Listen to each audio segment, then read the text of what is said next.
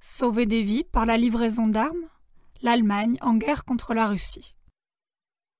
La guerre en Ukraine se poursuit, tout comme les demandes de Kiev au gouvernement allemand pour des livraisons d'armes. La ministre de la Défense, Christine Lambrecht, membre du SPD, a annoncé cette semaine qu'elle fournirait des armes supplémentaires à l'Ukraine. Auparavant, la ministre des Affaires étrangères, Annalena Baerbock, avait déjà fait pression dans ce sens. Comme elle l'a déclaré au journal Frankfurter Allgemeine Zeitung, les livraisons d'armes en provenance d'Allemagne aideraient manifestement de manière très claire à sauver des vies humaines. Le danger que le gouvernement allemand fait courir à son propre pays a déjà été exprimé en mars de cette année par Ivo Sasek dans son discours bouleversant « L'Allemagne en guerre contre la Russie ». Comme les faits exposés sont aujourd'hui plus actuels que jamais, nous diffusons à nouveau cette émission en exclusivité pour vous. L'Allemagne en guerre contre la Russie. Par Ivo Sasek. Réveillez-vous, Allemands et Européens. Au nom de l'Allemagne, un téméraire clan Scholz est en train de fournir des armes à un pays en guerre contre la Russie. Cela n'était pas arrivé depuis 1945. Ce clan devrait être traduit à temps devant un tribunal de guerre de Nuremberg. Ils ne font pas seulement le commerce de produits chimiques et d'injections, mais aussi d'armes et de produits de sauvetage climatique, etc. Une sagesse ancienne dit « Il saisit par les oreilles un chien qui passe, celui qui se mêle d'une querelle étrangère. » Ce que veut dire cette parole, c'est que s'immiscer dans une querelle étrangère conduit inévitablement à se faire mordre soi-même. Mais c'est exactement le risque que prennent au nom de l'Allemagne le chancelier Scholz et compagnie. Sauf qu'il ne laisse pas l'Allemagne attraper par les oreilles un chien qui passe, mais un ours devenu sauvage. Et comment font-ils exactement? En livrant des armes allemandes à l'Ukraine, qui se trouve dans une guerre brûlante avec la Russie. Nous ne devons en aucun cas nous laisser aller à des réflexes de second ou de troisième degré. Nous ne devons pas continuer à nous laisser distraire par les questions relatives au péché de Poutine contre le peuple ukrainien. Il s'agit uniquement de comprendre la loi selon laquelle toute forme d'ingérence, telle que Scholz et compagnie l'exercent actuellement, doit conduire à un déclenchement inéluctable de la guerre contre l'Allemagne. L'Allemagne en guerre contre la Russie, voilà ce que cela signifie en clair. Le fait que tous les médias mainstream mensongers ne cessent d'évoquer l'injustice russe ne nous fait pas avancer et ne nous préserve pas d'une troisième guerre mondiale, bien au contraire. Tout cela n'est que pure propagande de guerre, qui ne fait qu'inciter à prendre par les oreilles l'ours querelleur. Une ingérence qui, selon toute vraisemblance, ne laissera aucun vainqueur heureux, ni du côté russe, ni du côté européen. Comme KlaTV le montre régulièrement, les véritables promoteurs et profiteurs de cette guerre se trouvent une fois de plus bien en dehors de la zone de danger russo-européenne. Mais nous ne devons pas non plus nous laisser aller à ces vieux réflexes. La seule chose qui compte vraiment aujourd'hui, c'est la profonde prise de conscience de ce qui nous attend tous si on continue à s'en prendre à cet ours devenu sauvage. Car celui-ci se sent menacé dans son existence.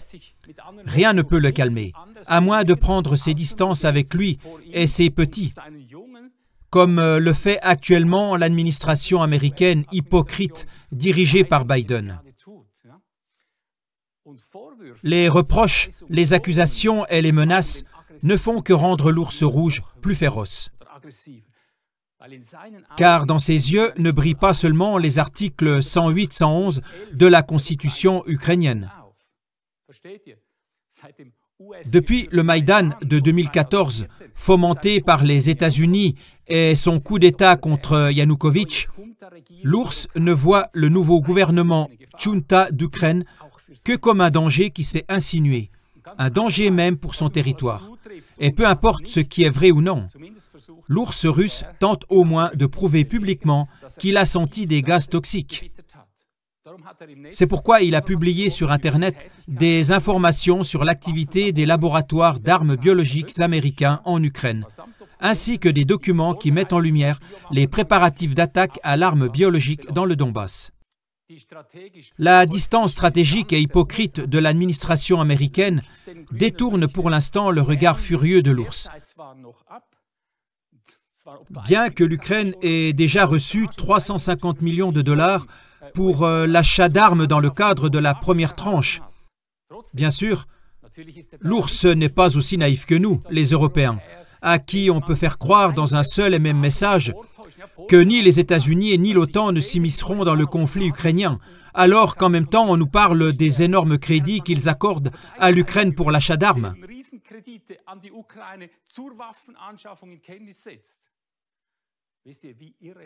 À quel point sommes-nous fous de continuer à accepter sans broncher de telles tromperies?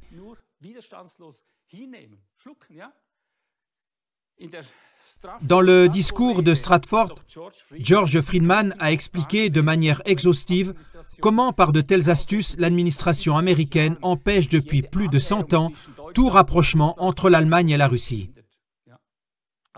Mais même les engagements de milliards de dollars de l'UE en faveur de l'Ukraine ou les engagements de 2 douzaines d'États en faveur de l'aide militaire sont ignorés par l'ours querelleur, tant que tout reste dans le domaine des promesses.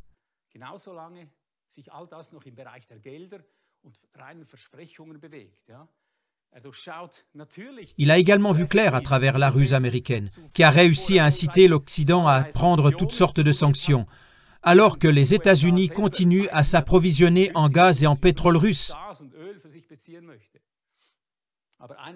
Mais il y a une chose que l'ours furieux ne perdra certainement pas de vue.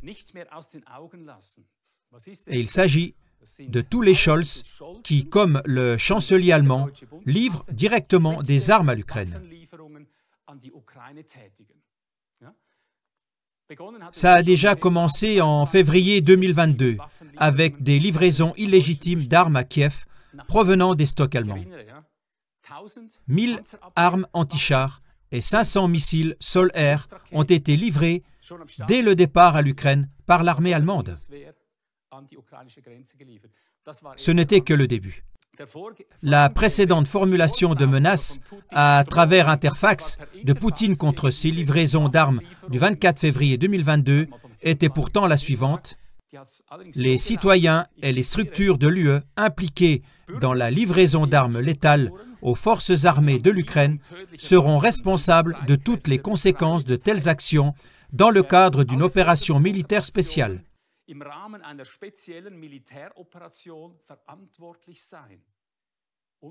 Signature, le ministère des Affaires étrangères, Fédération de Russie. Cependant, tout à fait indifférent à tous ces avertissements clairs de Poutine, le chancelier allemand Olaf Scholz, du SPD, a fait savoir par l'intermédiaire d'un porte-parole que l'Allemagne envoyait tout de même des armes à l'Ukraine. Et il l'a fait. Il convient de noter la manière dont Poutine parle sans cesse des conséquences de l'ingérence. Alors que le président Biden souligne que les États-Unis et l'OTAN n'interviendront pas, l'Allemagne trompée s'implique directement dans la guerre contre la Russie. Après cela, l'ours hurlera « L'Allemagne vaincue a brisé l'ordre de l'après-guerre. Il faut venger cela. » Ironiquement, le clan Scholz reproche à Poutine d'avoir bouleversé l'ordre d'après-guerre, alors que ces livraisons d'armes constituent précisément un interdit absolu pour l'Allemagne concernant l'ordre d'après-guerre.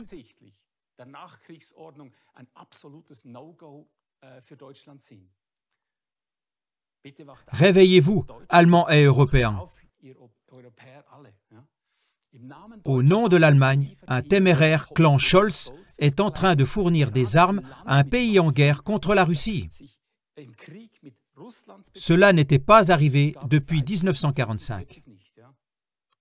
Ce clan devrait être traduit à temps devant un tribunal de guerre de Nuremberg.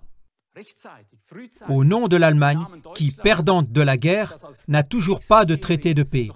Ce clan téméraire saisit cet ours en colère par les oreilles. Et cela est sans aucun doute instrumentalisé par ces mêmes trafiquants d'armes sournois qui tirent actuellement des milliards de profits de la crise de la guerre qu'ils ont eux-mêmes attisée.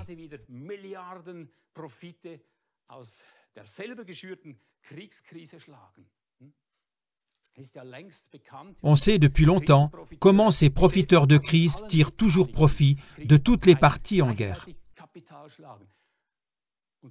L'interdiction des profits en temps de crise que nous avons proclamée est ici aussi d'une actualité brûlante. Aucun autre comportement ne peut provoquer l'ours russe de manière plus dangereuse que celui qui est décrit: l'intervention de l'Allemagne et éventuellement de l'OTAN dans cette guerre en Ukraine. C'est toute la force de défense de l'ours en colère qui est ainsi défiée et qui va soudain poser sa patte implacable sur l'Allemagne et l'Europe.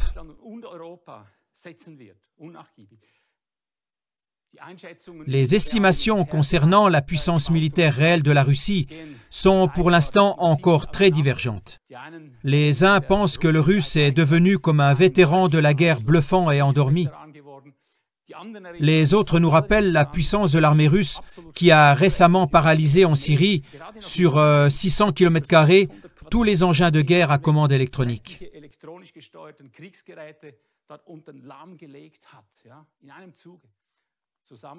Avec les armes nucléaires, un choc énorme.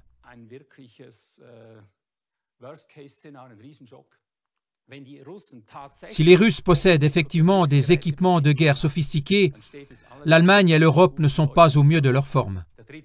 La Troisième Guerre mondiale est alors une réalité, telle qu'elle est décrite dans les écrits sataniques.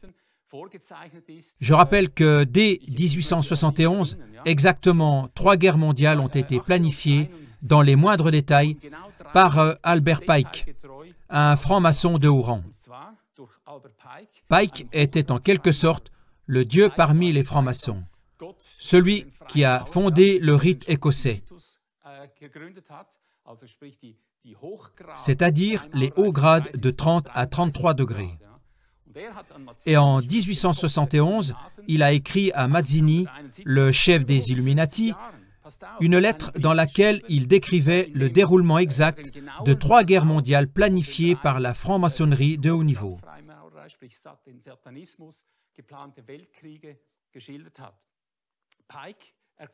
Pike y expliquait que la Première Guerre mondiale avait pour but de construire le communisme, d'éliminer les maisons royales et d'affaiblir l'Allemagne. Une deuxième guerre mondiale suivrait pour détruire l'Allemagne, punir les Russes, tuer les Juifs afin de pouvoir fonder un État israélien.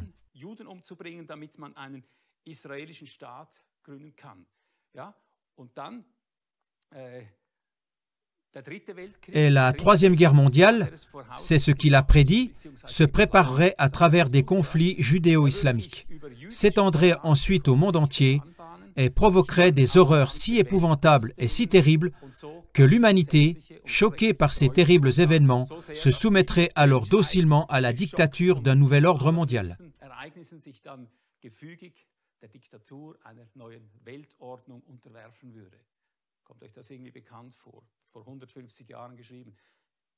Je lance ici un appel à toutes les nations, et en premier lieu aux lanceurs d'alerte indépendants, pour qu'ils participent au combat du dévoilement.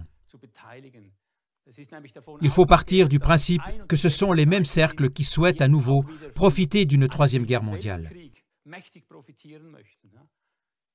Ils ne font pas seulement le commerce de produits chimiques et d'injections, mais aussi d'armes et de produits de sauvetage climatique, etc.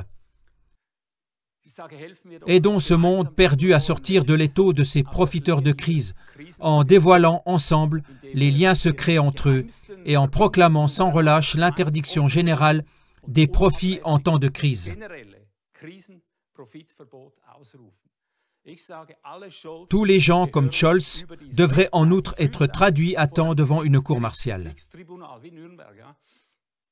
Si la communauté mondiale décide inexorablement que ces bellicistes seront jugés et que plus personne ne pourra désormais tirer profit des crises, qu'il s'agisse de pandémies, de catastrophes climatiques ou, comme c'est le cas actuellement, de guerres, alors nous pourrons éviter notre perte et construire ensemble un nouvel avenir. Je suis Ivo Sazek qui se tient devant Dieu depuis 45 ans.